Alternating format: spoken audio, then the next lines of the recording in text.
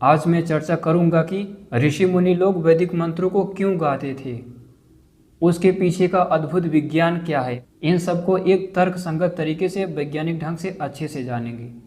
आइए हम सृष्टि आदि के उस गंधर्व वेद के वैज्ञानिक स्वरूप को समझते हैं, जिसको सुनकर हर एक सनातनी को गर्व होगा, और वहां से लेकर इस गिरे हुए स्तर को मिलाकर चर्चा करते हैं विस्तार से। जैसा कि आप सभी जानते हैं, ऋषियों ने वैदिक मंत्रों को इस ब्रह्मांड से समाधि अवस्था में सुना था।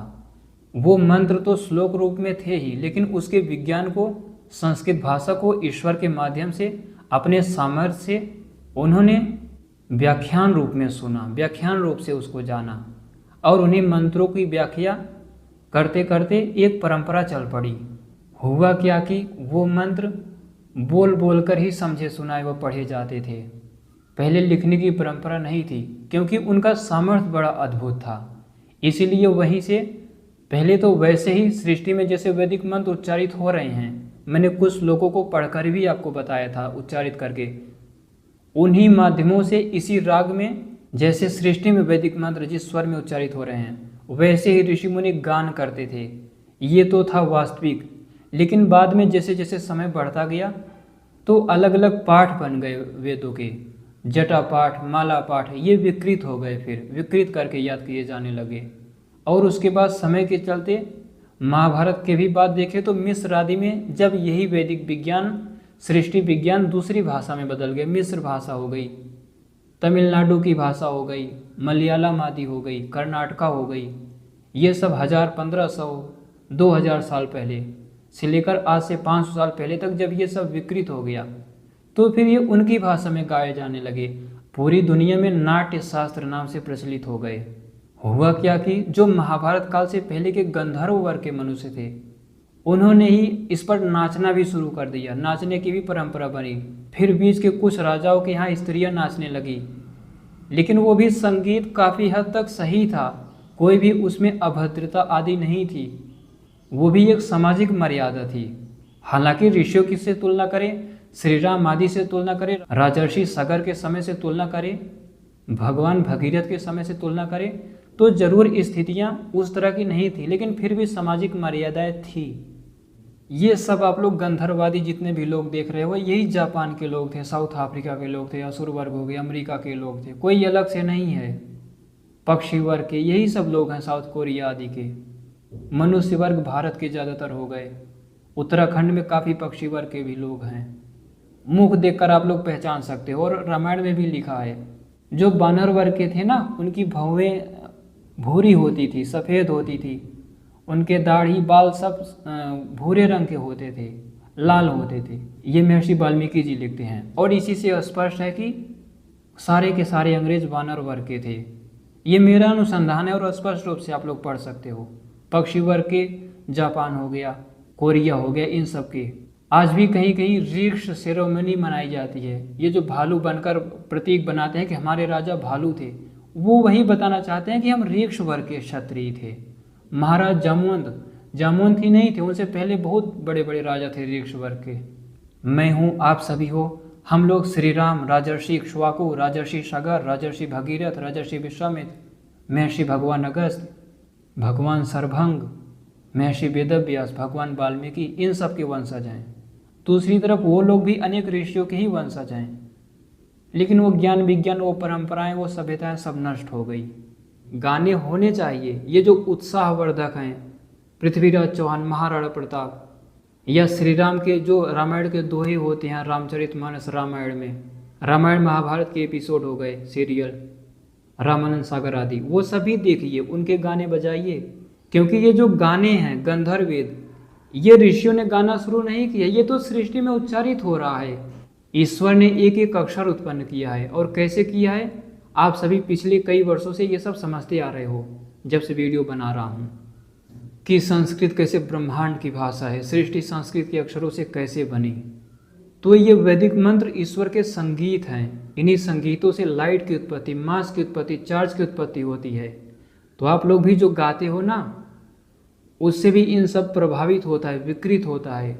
इसीलिए ऋषि मुनि लोग शुद्ध संस्कृत में गान करते थे। महापुरुषों के प्रति गीत आदि हैं तो वो भी नकारात्मक प्रभाव नहीं डालेंगे, काफ़ी हद तक ठीक है। लेकिन ये जो अश्लीलताएं हैं, दूसरे प्रकार के टीवी सीरियल हैं, सनातन धर्म के विरुद्ध हैं, या मूवी फिल्में हैं, मुझे नहीं लगता कि इन सब का अच्छा प्रभाव पड़ता होगा, क्योंकि पारिवारिक चीज़ें सब समाप्त हो गई, सब मनोरंजन के साधन हो गए। प्राचीन काल में इतनी विकसित तकनीकें थी, कहते हैं कि धनुर्धारी अर्जुन के पास ऐसा वैज्ञानिक यंत्र था, देवताओं की वाणी को सुन लेते थे, सूक्ष्म वैदिक मंत्रों को, इंद्र आदि तत्वों के ठीक ठीक स्वरों को सुन लेते थे। ऐसा नहीं कि सृष्टि में युद्ध कर रहे हैं तो ऐसे ही उबड़ खाबड़ आवाज आ रही होगी, नहीं, वहां पर आप इस प्रकार की भाषा सुन सकते हो। ये भी मेरा अपना खुद का अनुसंधान है। अगर इंद्र आदि तत्व असुर पदार्थों की ध्वनियों को किसी विशेष विकसित तकनीक के द्वारा आप सुनोगे, तो जैसे आप युद्धों में कहते हो ना कि उसे मार, इसे बचा, इसे लेकर यहाँ से भाग, इस प्रकार की भाषा आपको सुनाई देगी। ये मेरा खुद का अनुसंधान है। ठीक इसी प्रकार वैज्ञानिक अर्जुन ने उन ध्वनियों को सुना था। वरुण इंद्र से कह रहा है कि सोम को लेकर निकलो यहाँ से, असुर उस पर धावा कर देंगे, सोम रस पी लेंगे, मतलब उन कड़ों का भक्षण कर जाएंगे, ये प्रक्रिया नहीं बढ़ने देंगे, उसे सुरक्षा करो, इस सैनिक की रक्षा करो, ये घायल हुआ है, अश्विनी कुमार, सूक्ष्म प्राणपान से कहो कि इसकी चिकित्सा करे। मैं हिंदी में बोल रहा हूँ, वहाँ संस्कृत में उच्चारण हो रहा है। आप लोग कहेंगे ये देवादि पदार्थ तो जड़ होते हैं, तो मेरा शरीर, मेरा मुख, आँख, कान, नाक सब जड़ है, लेकिन आप लोग मुझे चेतन क्यों समझ रहे हो? क्योंकि मेरे अंदर चेतना जुड़ी हुई है। ऐसे ही देववादी पदार्थों में सबसे सूक्ष्म रूप से ईश्वर जुड़ा हुआ है, इसीलिए वो भी चेतनवत व्यवहार करते हैं। जैसे मेरा हाथ देखिए, मैं चेतनवत आपको समझा रहा हूँ, कहने के लिए ये जड़ है, लेकिन जल्दी विश्वास नहीं होता। तो गंधर्व वेद पर ये मेरा खुद का अनुसंधान है। सृष्टि में असुर वृत्त मारा जाता है तो चिल्लाने की आवाज आती है, वहां पर भी एक दूसरे को डांटते हैं। जो ऋषि रूपी प्राण होते हैं वो शिक्षा देते हैं, व्यवस्था बनाते हैं। बड़ी अद्भुत प्रक्रिया है इन सब में, जो कि आप लोग विस्तार से आभी तकनीकें बनाकर सुन सकते हो, या फिर वेदों के आधिदैविक अर्थों के द्वारा अच्छे से समझ सकते हो। ये ऐसा विज्ञान है। मुझे ये सब चीज़ें एहसास होती हैं वैदिक मंत्रों का, जब मैं अध्ययन करता हूँ, उस पर अनुसंधान करता हूँ, दूसरे ऋषियों के ग्रंथों को देखता हूँ, आधुनिक फिजिक्स के भी जरिए जब कणों को समझने का प्रयास करता हूँ, तो मुझे ये सारी चीज़ें एहसास होती हैं, महसूस होती हैं। क्योंकि तकनीकों के ही द्वारा नहीं, बल्कि योग के भी द्वारा इन सबको जाना जा सकता है। तो ये भी एक अनुसंधान का विषय है। आगे चलकर ये पता चलेगा सूर्य के अंदर भी व्यवस्थित युद्ध हो रहा है, यहाँ पर आपके सामने हो रहा है। उसी प्रकार की भाषा में ये आपस में चर्चा कर रहे होते हैं सृष्टि के तत्व। ये बड़ा अद्भुत और बहुत ही सरल विज्ञान है वैदिक विज्ञान। आप इसे कठिन मत मानिए, आप मन को शांत करके सरलतम तरीके से इसे लेकर चलिए। जैसे राजा, प्रजा, क्षत्रिय, ब्राह्मण आदि आप लोगों ने व्यवस्थाएं बनाया है, सब कुछ आपने सृष्टि को देखकर बनाया है। हमारे पास तो कम व्यवस्थाएं हैं, या फिर वो व्यवस्था ऋषि बना ही नहीं सके जो सृष्टि विज्ञान में हो रहा है। क्योंकि उतने तत्व कहाँ से लाएंगे, उतने इंसान उस प्रतीक के रूप में कहाँ से लाओगे? हवन आदि भी उतना ही कर पाते हैं जितना सामग्रियाँ हैं, जैसी मर्यादा है। और वही मंत्रों को तो बोलते हैं जो सृष्टि में हवन यजन के समय उत्पन्न होते हैं। तो ध्यान में आप लोग भी सुन सकते हो, उस पर अनुसंधान कर सकते हो। बड़ा ही अद्भुत विज्ञान है। इंद्र तत्व के क्रोध को पूरी तरह वैज्ञानिक तरीके से ठीक ठीक समझ सकते हो। प्राणपान कैसे चिकित्सा करता है, शरीर के प्राणपान के द्वारा समझ सकते हो सूक्ष्म कणों में। सामाजिक पूरी की पूरी मर्यादाएं, आप सोचते हो विवाह आदि हम ही करते हैं, ये जो मैंने कहा विकृत हो गया है। सृष्टि में 8 प्रकार के विवाह होते हैं और इतने अद्भुत तरीके होते हैं, ऋषियों के ग्रंथ पढ़ोगे तब समझ में आएगा वहाँ पर संतानें आदि कैसे उत्पन्न होती हैं। अगर किसी कण या किसी देव ने किसी दूसरे पदार्थ को उत्पन्न करते समय मर्यादाएं भ्रष्ट की या लोलुप हुआ, उसकी संतान असुर बन जाती है या फिर शूद्र बन जाती है। इसका बहुत व्यवस्थित गहरा विज्ञान है। कौन सी स्त्री रूप छंद किस पुरुष के साथ, किस प्राण के साथ जाएगा, ये सब निर्धारित होता है। जैसे आप लोग लड़कों लड़कियों को देखते हो कि इस व्यक्ति का इससे विवाह होना चाहिए। वर और वधू का विज्ञान बहुत गहरा विज्ञान है। वर वधू ये सारी व्यवस्थाएं आप लोगों ने सृष्टि से सीखी हैं। कुछ लोग प्रश्न उठाते हैं ना कि लड़कियों का ही दाय भाग क्यों होता है, लड़कियां ही क्यों पुरुषों के घर जाती हैं, पुरुष भी तो लड़कियों के घर जमाई बनकर रह सकते हैं। ये सब ऋषियों ने सृष्टि विज्ञान से मर्यादाएं बनाई थी, क्योंकि वो चीज़ वहाँ होती है। तो कोई भी पूछे विवाह आदि कहाँ से सीखा, सृष्टि से सीखा। हवन करना कहाँ से सीखा? सृष्टि विज्ञान से सीखा, गंधर्व वेद से सीखा। युद्ध करना कहाँ से सीखा? युद्ध करना, अहिंसा आदि का पालन हमने देव आदि पदार्थों से सीखा। अगर कड़ों के अंदर इंद्र अहिंसा का पालन छोड़ दिया, वहीं पर वो कड़ बिखर जाएगा या फिर असुरों में बदल जाएगा।